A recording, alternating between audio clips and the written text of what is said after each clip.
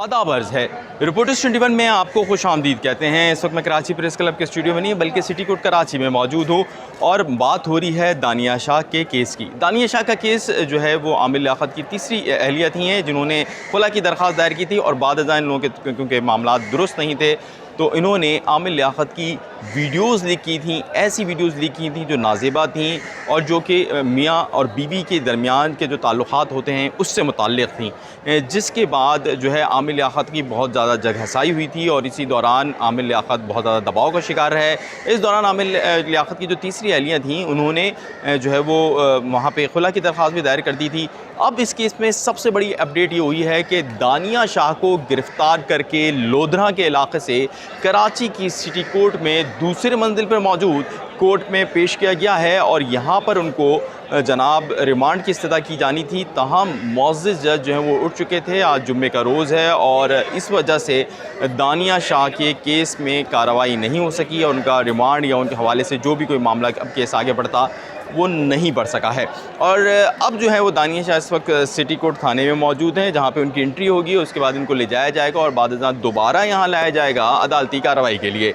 ये तो थी अब तक की फौरी लेटेस्ट अपडेट। आगे का बताऊँ हुआ क्या हुआ। ये कि जब दानिया शाह ने ये वीडियोज़ लीक की और ये मामला चलते रहे तो आमिर लियाकत की जो बेटी थी दुआए आमिर, जो कि आमिर लियाकत उनको अपनी दुआ कहते थे, दुआए आमिर ने जनाब एक दरख्वास्त दायर की थी जब उन्होंने जो है उनका इंतकाल हो गया और एक कॉन्स्पिरेसी और एक मुअम्मा क्रिएट हो गया। तो उस दौरान उन्होंने एक दरख्वास्त दायर की थी जिसके अंदर उन्होंने कहा था कि मेरे वालिद को ह्यूमिलेट किया गया और उनकी वीडियोज़ जारी की गई जिसके बायस मेरे वालिद उस दबाव को बर्दाश्त नहीं कर सके, लिहाजा उनकी जान चली गई।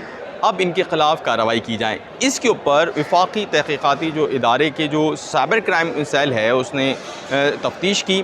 तफ्तीश के बाद 1 नवंबर 2022 को उन्होंने एक चालान लेकर आए जिसके अंदर पीका जो है पाकिस्तान इलेक्ट्रिक क्राइम ऑर्डिनेंस जो है उसके तहत ये मुकदमा दायर किया गया। उसकी 20-21 की दफ़ात हैं जिनके तहत ये मुकदमा दायर हुआ है।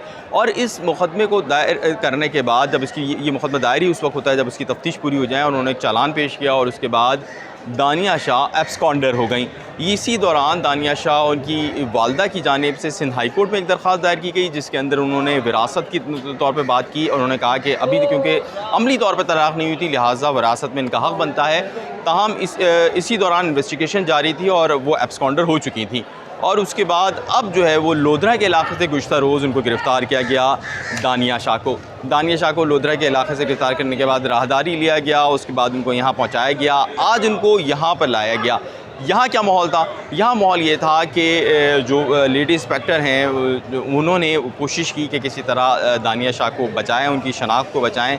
ताहम और वो फ़ाइल के ज़रिए आगे करती नहीं और उनसे सवालात भी दानिया शाह से करते रहे लोग। वो दानिया शाह जो कि सोशल मीडिया पे बहुत ज़्यादा जो है वो आउटस्पोकन होती थी, वो जो कि अपनी जो चालान के मुताबिक उन्होंने ये भी बात की कि कई जगह पे ये प्रूव हुआ कि उन्होंने सोशल मीडिया के अकाउंट्स पे वो वीडियोज़ दिखाई थी और उन वीडियोज़ को बोला था कि ये वीडियोज़ हैं मेरे पास मौजूद हैं और मैं ये और मैं वो, ये सारी चीज़ें की थी। आज वो दानिया शाह खामोश थी। उनसे कई दफ़ा सवाल किया गया कि दानिया शाह बताइएगा कि आपने जो केस हुआ है इसमें आपने ये लीक वीडियोज़ का इल्ज़ाम अपने ऊपर कबूल करती हैं? तो उनका कहना, उन्होंने कुछ नहीं बोला। इसी तरह उनसे ये पूछा गया कि दानिया शाह आप ये बताइए कि क्या आपको इस मामले पे कोई शर्मिंदगी है? तो उस पर भी वो कुछ नहीं बोली। और इस तरह ये जो है उनको यहाँ पे लेकर आया गया। उन्होंने 10 मिनट यहाँ पे इंतज़ार किया और 10 मिनट के बाद वो नीचे उतरी। उसके बाद वो थाने गई और अब वो थाने में एंट्री के बाद चली जाएंगी और दोबारा इनको लेकर आया जाएगा जहाँ जिस्मानी रिमांड की इस्तदा होगी और उसके बाद जो है वो केस की बाकायदा तफ्तीश को आगे बढ़ाया जाएगा।